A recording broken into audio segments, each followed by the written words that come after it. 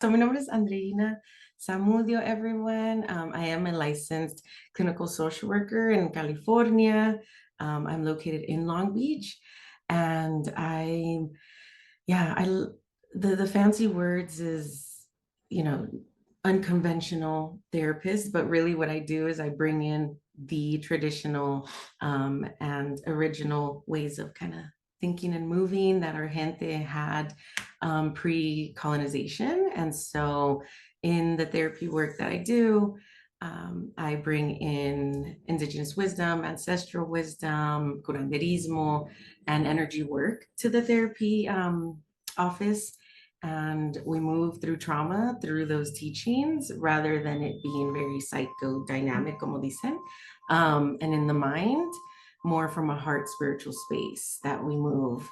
And yeah, I provide also, I hold space for mujeres in Long Beach and Círculo, and yeah, several other things. I have a reading círculo also, um, and yeah, that's it for now. Oh, and I do spiritual acompañamiento. Clearly, I don't know if you can hear our wonderful environment workers, but they like to pull up when I'm talking. So, ¿qué más? Yeah, so I'm also a spiritual acompañamiento kind of person. So I walk with people through their spiritual journeys, and yeah, I'm gonna take that as my cue. Gracias. Hello, good morning, everyone. My name is Natalia Lopez. I'm going to be co-facilitating today's conversation. I work for Indigenous Circle of Wellness as a mental health provider. I also have my own private practice in Boyle Heights, which is where I'm from. I'm from Boyle Heights, California. And I've been doing this work for over 13 years now.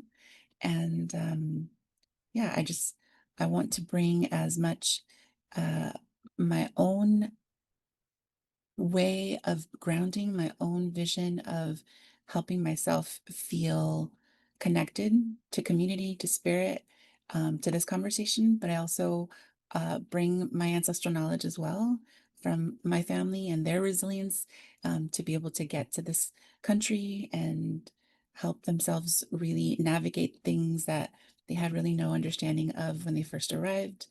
Um, and I really just want to be a resource to everyone here. And I know that you all can be a resource to us as well, given your knowledge and what you bring to the table.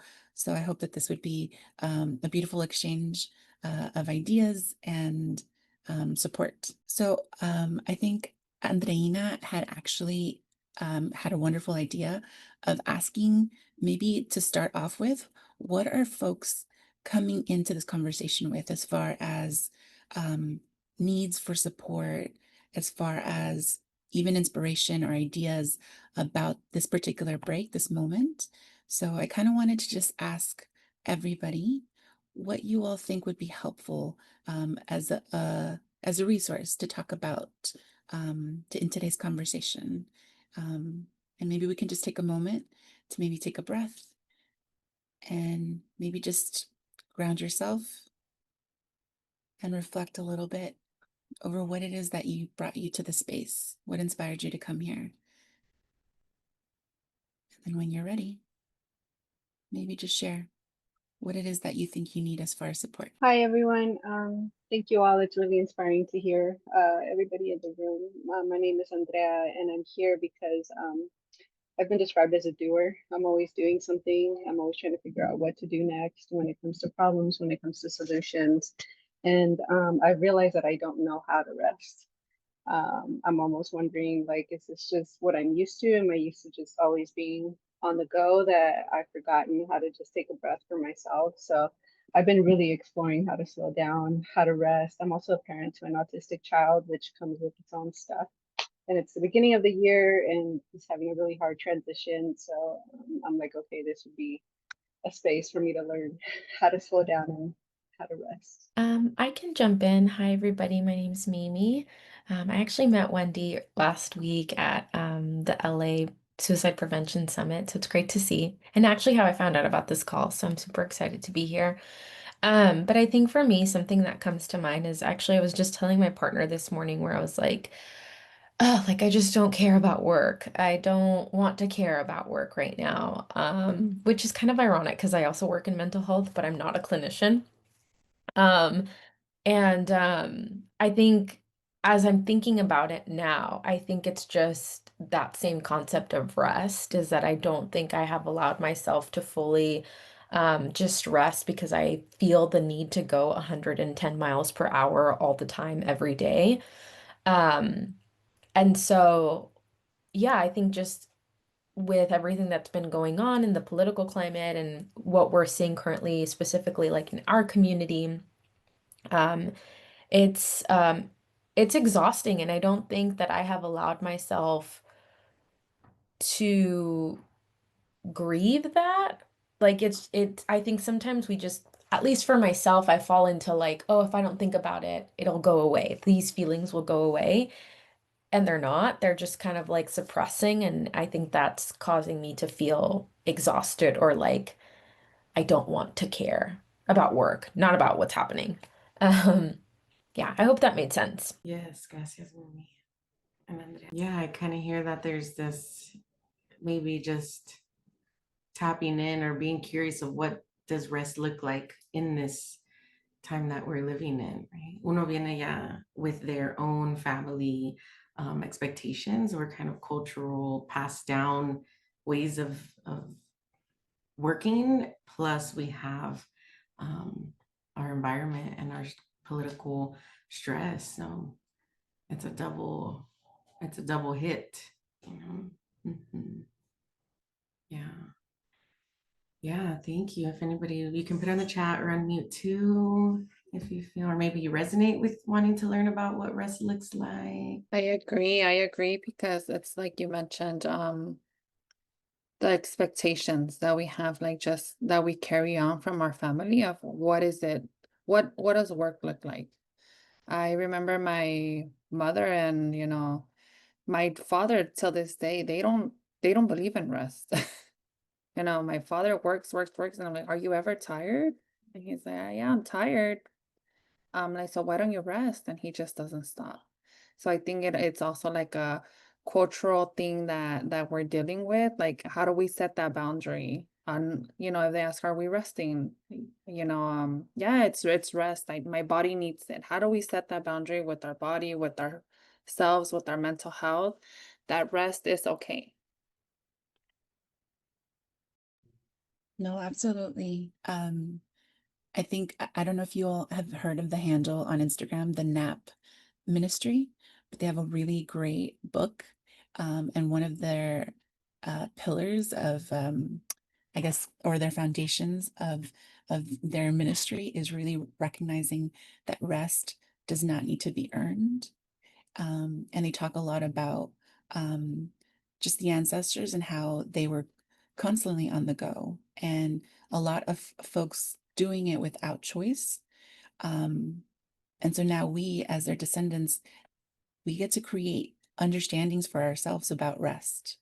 And so it's important, I think, first to have a conversation around giving ourselves permission to rest, you know? Yeah. Yeah, and you know what's coming up as you're saying that, Natalia, is I well, several things in addition to the fact that this is part of the American and colonization, framework that they told us we need to have, is that we need to be constantly working.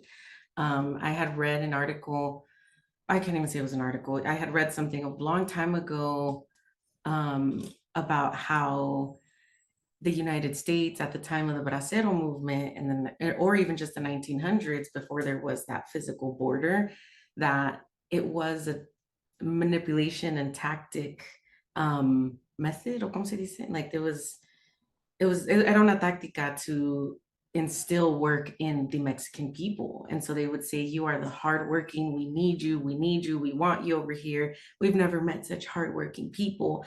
And people from the other side of that border would find pride in that, right? They're being seen, they're being noticed as people who work, and finally there's someone's going to see them and pay them. And so we have been told this narrative desde decades that, you know, your pride is coming from work and how much you're being seen.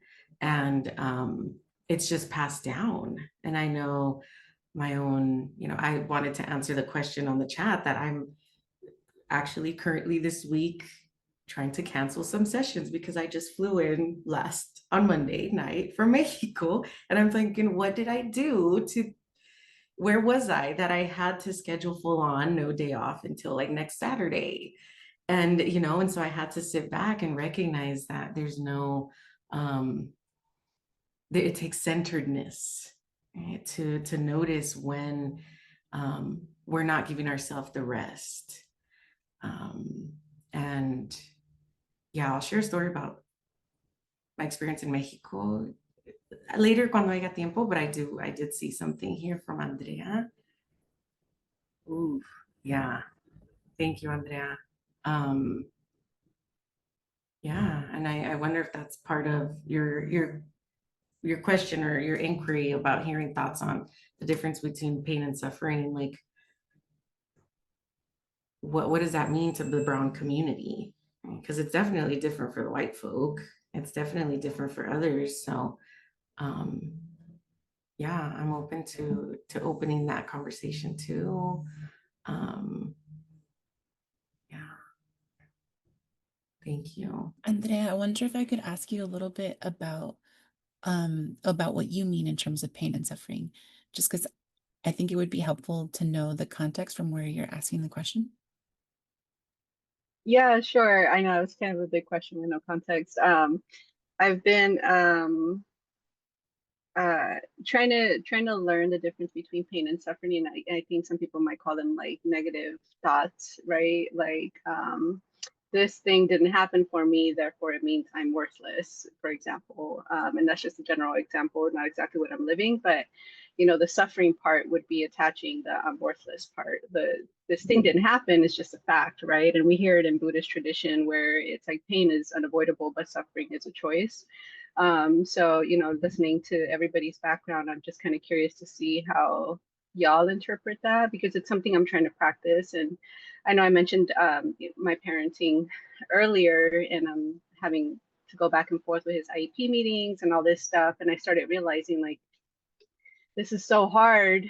Life is always so hard for me. And then I realized the suffering part was life is always so hard for me. So I try to gently bring myself back and like remember that it's just hard, you know, because our society is not built for autistic children. So it's still a very messy process for me, but it's something that I'm trying to practice because I find that it's helpful. It helps me focus on the facts instead of, you know, running and chasing after the negative thoughts, and also acknowledging that like the suffering part is also a distraction. You know, it keeps me from acknowledging what's in the present. So that's sort of where I'm asking it from, like as a broad general, like I would love to know how you guys interpret pain and suffering and that whole concept. Thank you for that. I really appreciate that. And I have to tell you, it does sound like you already have like your own internal resource to know, to bring you back to the present moment. Because if I can tell you, that's what I've been doing is trying to remind myself constantly and over and over and over when I see the headlines of what's going on in the world, just with Palestine, with our people being hunted and captured and abducted, really. It's so hard to live in the present moment when there's so many things. Like it's like a cacophony of headlines and voices and stress. And so I think you mentioning that you bring yourself back to the present moment, I think that is such a beautiful, resilient moment because oftentimes it's all we have, you know? I mean, we can be strayed from all of these headlines and stuff, but the present moment is the thing that I think helps to ground us to enough to be able to actually work through some of the heavier things that are in our surrounding areas, you know? Because again, remember, we can't pour from an empty cup. to really pour into ourselves in order to be able to just sustain what's going on. But and this is the other fold. It's like, but maybe it's also not just about sustaining. Maybe it's about questioning, questioning why things are the way that they are, and then trying to figure out ways that we can not only survive, but we can also, access people, community. And I hate to sound corny or cheesy, but how we can access love, you know? Um, but it's true. It's like, how do we get more of that? And how do we nurture ourselves with that? So that's what came up to me when you shared. So thank you for that. Thank you for bringing love in, Natalia. It's unfortunate that we connect that corny or the what como le dicen, toxic positivity with love, pero I'm trying to reclaim love again and explore that. But when you were sharing that, Andrea, there's definitely what holds me or I try to return to is the enseñanza of the Ometeot in the Toltec wisdom of how, and I believe other spiritual realms hold it as the yin and the yang. Oh gosh, dualities. There's se me está yendo el avión, but there's always this opposite or these two experiences that life that we walk into in this human experience. And unfortunately, with the system that we live in, it's always just kind of one. And we have been taught to just kind of see one. And as Natalia said, you have nailed it on how to center yourself again. And as I bring in the aspect of the Ometeo, it's that two energies, or there's a duality of there's an exchange, right? There's a reciprocity in what we experience. And when we think of those very difficult experiences that give us pain or leave us with suffering, is that there's this whole other Ometeo on the other side, or I call it a side, but maybe it's not even a side. It's just an experience of how much more deep we can be in love with a moment. And I am a firm believer in, if we can experience love in the tiniest things, ya sea what you cooked for yourself, or the fact that you made yourself this delicious tea, and like there's no measurements, but that you just did it perfectly and the temperature is right, like allowing your body to experience that in the times of suffering, I think is like the greatest gift to give ourselves, is de que they're glimpses of love that we can bring in through our day that maybe don't overpower or don't solve, because that's as we know, it's not about the solving, it's how do we work through or navigate this experience. But giving our body and our alma that opportunity to experience love, and through our terms, right? Through our moment. And so I think one of the main things that gets me driving in these moments is that there is an ometeo. There's always the other side. And so I think that's what pushes me when I go through some pain or some suffering. Is like, okay, and there has to be this other side, right? This greener side. And again, it's not about like, oh, I want this to end, or it's again, toxic positivity. But wow, you're telling me that there's an opportunity for me to see and feel something else other than this. Even just having an option is a blessing, right? Or a gift. And we can create that option or that opportunity for ourselves in the tiniest, but yet huge ways. And so, yeah, those are my heart thoughts. So thank you. Thank you so much for that. And I even had to look it up just because as you were talking, I heard a voice in Spanish saying, no hay mal que por bien no venga. That's what I was reminded of. So I kind of wanted to just mirror that back to you because that was so beautifully said. So thank you for that. Okay, but I kind of want to go dark because Andrea's share also made me think of darkness, and I'm gonna just be keep it completely 100. There's also space for anger. There's also space for hurt. There's also space for resentment that our folks are being abducted, raptured from streets, who are just trying to find ways to make money to feed their families.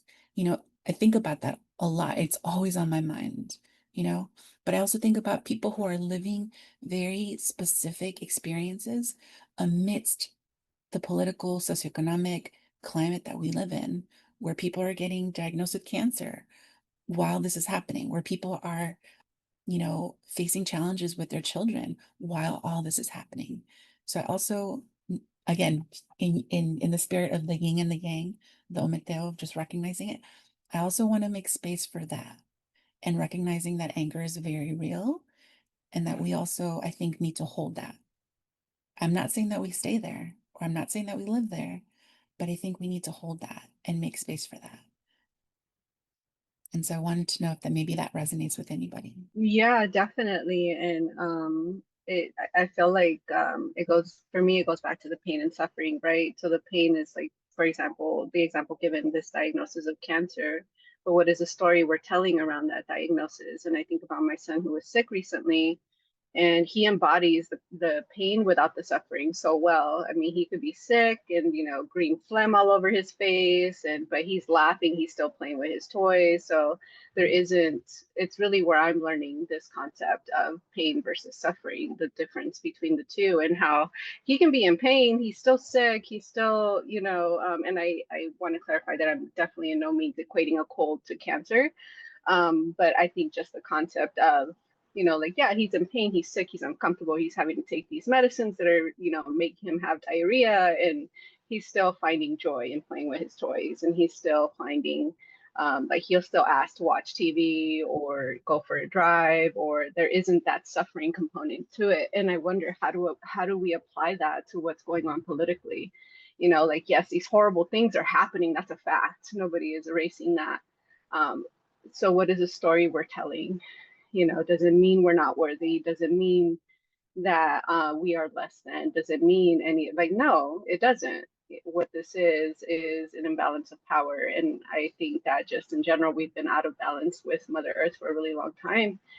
So I'm really trying to apply that concept, but not overgeneralize it either politically, because I do feel angry. I do feel that, even going back to my example, I feel like part of the reason why it's so hard for me to receive services for my son is because I'm brown and I'm being met with boards that are mostly white.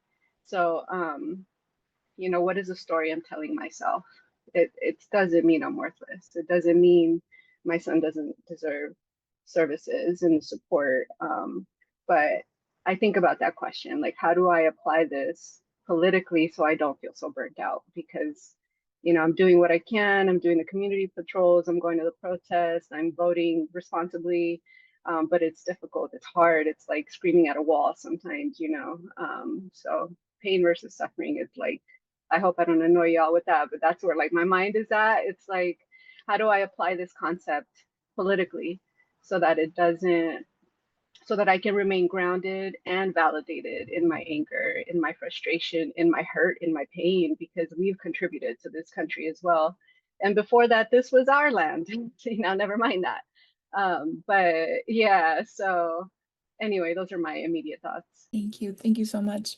Thank you for expressing that. I appreciate that. Yeah, I think that is the biggest question that is on everyone's mind is, okay, we have, let's say, what we think works for us and what we know works for us in el aspecto of our family or our work, but this added layer is, how do we do this with what's happening around us? And that's a repeated question, and I think a daily question is, how do I go about this today?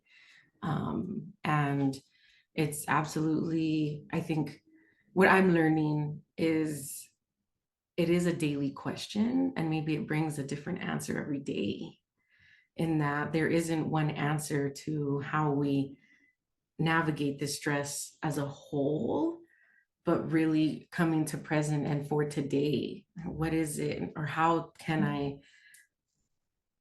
work through this today? What do I need? What does my gente need today? Can I be this for my people today? As I work, I'm a Reiki facilitator, and one of the main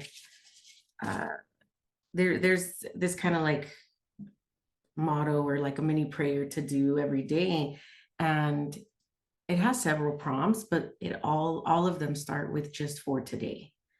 Right? And it's saying just for today I will, you can decide, I will not be angry, or just for today I will support myself, or just for today I will listen, like lo que tú quieras. And I think that that centeredness of just for today, I know that our internal warriors are seeing the big picture, right? Our Guautli, our eagle, is saying like, no, I know what can help. I want to see the bigger picture here. I want all our people to be free and not suffering. But I think that that can be stressful and pushes us to even our imagination where we don't know, and then we get trapped. And then we hold ourselves from the opportunity of what can we do today. Does that make sense a little bit? And so I'm wondering if that is where we're at, is just for today, and for today. And then we ask ourselves again tomorrow, for today, ¿qué puedo? Or for today, what do I want to receive also? Yeah. And I think that brings us to Gabby's question, which is, can you share how you can feel your cup to be present and available for others in terms of work and family? So yeah. And then I think Mimi said, I feel like that helps so much with practicing mindfulness, staying present, something I'm currently learning. Yeah, absolutely. Absolutely. Yeah.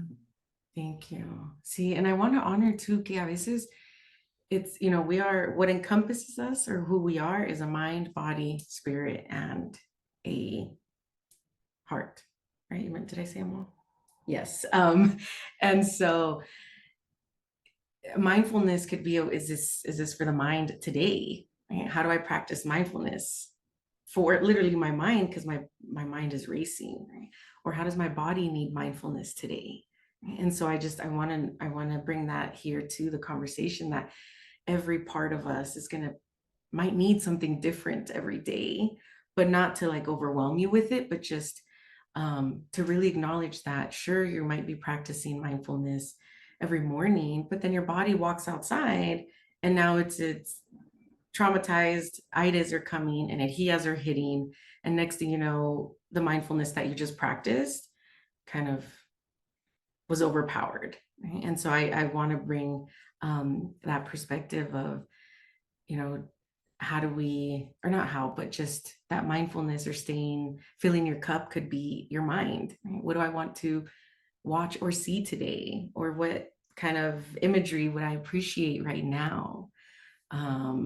For my body, what kind of, how would I want my body to be filled? Does it need some water? Does it want that cafecito? Does it want the vibes and get that super creamy latte? Hence, I'm saying it because I probably want that. That vibe one that the girlies are like cute with. I don't know. Like, what does my body want? Does it want to dress up today? Does it want to shower today? Does it not want to shower today? And so I think that's checking in with what part of your body wants to be filled, and maybe it's all of it, right? And that's when you focus on you. That's when you get to do you. Yeah, and I think that's how I fill my cup, is I check in, like, first of all, what cup wants what? Clearly, my body and my little vibe moment wants that coffee, even though I'm not even a coffee drinker. But my heart might want something else, right? My heart wants to be in círculo, wants to be in space with people. And so just kind of maybe checking in, and that's what I kind of try to do almost every morning, is que ocupa mi cuerpo, mente, alma, y espíritu, and which one can I do with what I have today? Thank you so much for that. Because I think I want to also access nature. So I'm going to bring nature into the chat, so to speak. Because you just reminded me, something that I always tell a lot of my clients is try to find your own connection to an element that you just have an affinity to. So earth, air, fire, water. And it can be one that you just know that like, okay, that's your element, but you can use all of them actually, you know? And I'm going to give you just a couple little things that you can do. So like, for example, when it comes to earth, I think about the concept of grounding. And there have been studies around how grounding can actually help our nervous system regulate itself instantaneously. And all you have to do is grab onto a tree outside, hold it for more than a minute, or take your shoes off and place your feet into dirt and just ground, almost kind of like an electrical outlet, you know?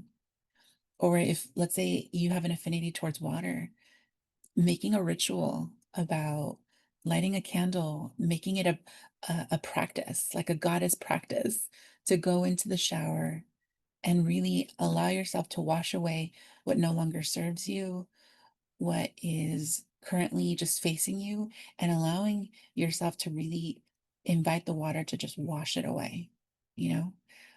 Another really great thing that I always do, and I'm not the greatest at this because sometimes I forget, but just speaking into water. There's this really famous Japanese physicist, I forget his name, but he talks about the fact that water changes its molecular structure when you speak words of love and kindness to it. And that can be medicinal. So even just speaking into your cup of water or tea and just infusing it with love, and then taking a mindfulness moment to just like slowly drink it and allow it to just flow through you can also be really helpful and very grounding. But those are just some of the things that I think I would like to bring as offerings in terms of what I do. Um, but I'm open to seeing what other folks do as far as their own grounding and how they pour back into themselves. I do want to just acknowledge Andrea, because I think she put something in the chat. A friend of mine recently shared with me, thieves don't break into empty houses. This helped me rewrite the story of what's happening politically. There's a certain recognition of our greatness in their imposition of power. Whoa. Okay. Thank you. Definitely writing that down. Thank you so much, Andrea. See, thank you for that palabra. Yeah, I had to like pause and refocus because I thought, oh my gosh, yeah, that was powerful when I read it a few minutes ago. See, yeah, thank you for bringing nature in, Natalia. I I think even the elemental of air and wind, it's thankfully with a little bit of pollution, right? But we have access to these elementals, and the beauty of aire and viento is we can just step out. Right? And when you're having these very difficult times where it feels like we don't have access to the others, is you have access to your breath, and we have access to our to hopefully a window, which that might even be a privilege, right, for some of us. And so I yeah, I think that it's that, and I always go back to it. It's not that it's simple as in like, oh, it's easy, just do this. Like, it's not being nonchalant about it. It's that it can be that accessible or simple. But it makes a huge impact when you're being aware of what you're doing, right? Intentionality. Like, I'm gonna step outside porque ocupo aire. And that's huge medicina for your body. And that's huge for filling whatever cup is empty in your body. Yeah. And I'm pretty sure folks here already have something they do, but we don't often maybe notice it as something that we do. Right? I think social media has put this kind of set framework of how it should look. Like, oh, if you're not traveling and at this campground, this glamping space, then that's not self-care. Right? Like, it's and not that we're thinking of it or that they're promoting it that way, but there is I think the way our brain will kind of work is saying like, oh, lo que estoy haciendo isn't enough. My tea in the morning and sitting down outside isn't doing the work. I need to go bigger, right? And that's our consumerism, that's our colonization, that's our Western mind, that it needs to be bigger in order to be worth it.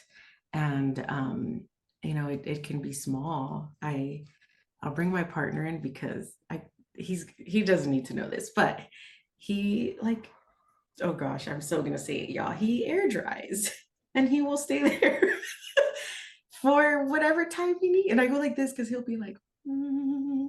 And I'm like, bro, we got a towel, we gotta go. Like, And I noticed that. I thought, oh my goodness, you are taking a little bit of your sweet ass time, but oh my goodness. And he does that every time. And I thought, you know what? I can try that too. And I'm like, come on, I got hair, like we got things, but it's like that.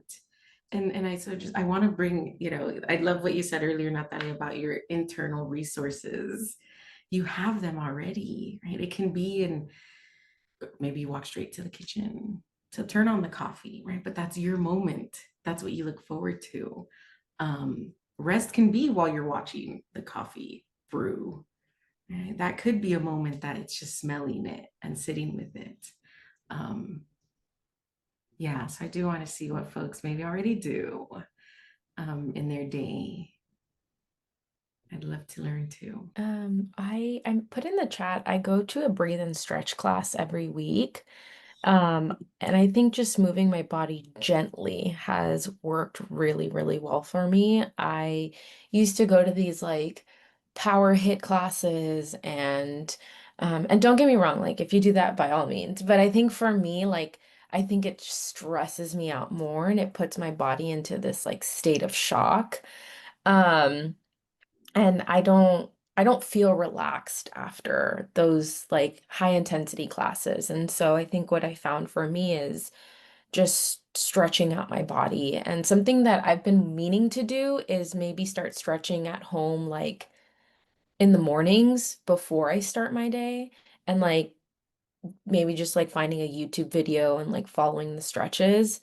But going to the class and knowing that like that's my church service, like that's what I do, I think has really, really helped. Thank you, Mimi, and thank you for bringing in the hit class stuff because that is, it is adrenaline driven, and so you leave like "Ooh," super pumped, and that's great when we need it.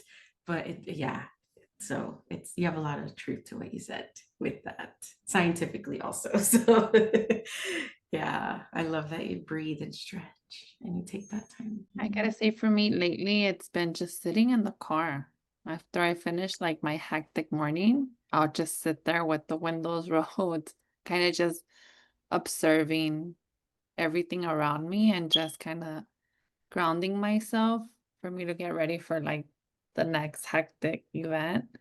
But yeah, I don't do it intentionally, but now that I heard you guys say, I'm like, it is intentional because I'll stay in the car for 5, 6 minutes and lock my doors and don't hear it. So yeah, it's something that I've been doing lately. Andrea shared, I cry unapologetically. Soy bien chillona, sin vergüenza. It's cleansing. I actually just thought Yeah. of something else that I do. I change as soon as I get home. Like I take my work clothes off. Um, if I'm feeling really up for it, like I'll even take my makeup off, wash my face, and even if I like have to come home and do some admin work, I'll still change into like comfy home clothes and then do that. And I think it just allows my body to feel like, okay, I'm home. Or even when I'm working from home, I'll either like take off my socks or change into more comfy clothes, to help kind of that transition of like, okay, now it's just like time to just rest. And I hadn't thought about it until right now, where I was like, oh yeah, like I do that. And it's crazy how like you don't think about what you do or you don't think about doing stuff for you until you actually are like, oh yeah, I do that for me. So What's flowed through the mind right now era how this, and it's not about refocusing on the what we're, let me backtrack. There was a huge voice similar to Natalia that came through about how we tend to not give ourselves the opportunity for ease. When you mentioned, Gabby, about clothes, even just changing to get comfy, like giving your body that liberation from tight, from textures, from senses, from temperature, anything from that nature. We don't give ourselves the chance to say, you know what, things could possibly be a little smoother right now. Do I open the window? Do I eat what I choose to eat? Can I turn on the fan because that's what feels better right now? Moving my body, well, the word that keeps coming is giving yourself permission to flow with ease. And I wonder if with that proverb or that saying that you mentioned earlier, Andrea, about suffering, how it's like a choice, but it's more of, can we give again that option to ourselves that we don't have to fully suffer or make things hard or extend it, extend the pain, let's say. And yeah, it keeps coming to mind how giving ourselves that permission to just be, to receive, to change. That sometimes there's an internal voice that's, we're being hard on ourselves, that is either the oppressors or even other comments from others if we're not doing enough, or you're not fighting hard enough. It'll, yeah, that's just what flowed, and it probably doesn't make sense, but that's just It actually did make sense, I have to say. And it kind of brought me to my own reflection of what I wanted to share about what I do. So I think something that I didn't mention before was that I'm also a therapist that tries to focus on non-traditional Western ways of healing. And so I've been, maybe like in the past 2 years, been dabbling in plant medicine, specifically like ayahuasca, mushrooms. And so I also just kind of wanted to bring spirit into the chat and recognizing how we are connected to spirit, the spirit of the universe, how we're connected to the spirit of nature, how we're connected to the spirit of the people that are literally on this call right now. We are all different expressions of life. And so I also wanted to recognize that that is also a form of resistance and resilience. And I don't mean it in the traditional religiosity sense. I do mean about you just tapping into your own internal intuition and recognizing that this is your medicine that you have come to this world to provide, because I think every human being has a very specific type of medicine, and so we need to be conscientious of it, you know.